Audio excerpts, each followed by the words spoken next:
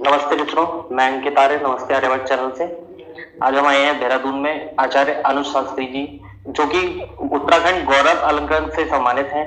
नमस्ते आचार्य जी। नमस्ते अंकित जी। सबसे पहले तो मैं आपका परिचय जानना चाहूंगा आपके बारे में।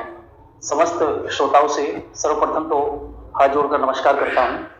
मैं आचार्य अनुज शास्त्री वैदिक सिद्धांत को जन जन तक पहुंचाने का एक अभियान लेकर के हम कार्य कर रहे हैं और मैं पिछले 10 वर्षों से आर्य समाज के मंचों पर कार्यरत हूँ।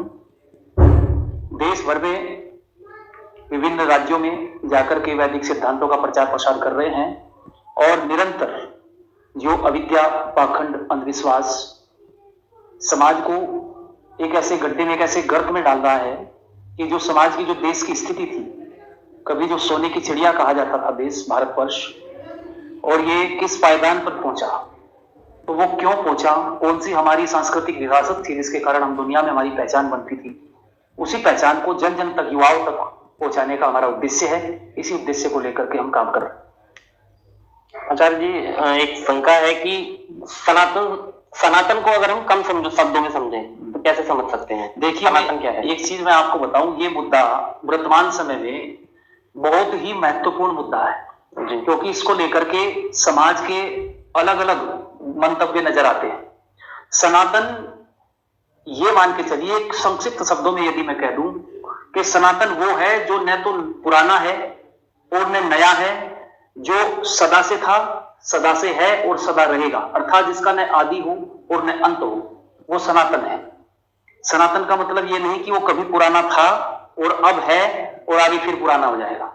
तो यदि मैं सनातन की धार्मिक पुस्तक की बात करूं तो फिर वो से हम किसे माने? सनातन किसे माने? सनातन की धार्मिक पुस्तक हम किसे माने? सनातन वेद, रामायण, गीता, इसको लेकर भी बहुत भ्रांतियां हैं समाज में, उस पर आपका? देखिए, वेद अलग चीज है और रामायण अलग चीज है।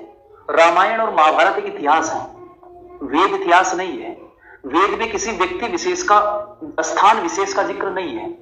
वेद ईश्वरीय वाणी है और वेद सदा से है।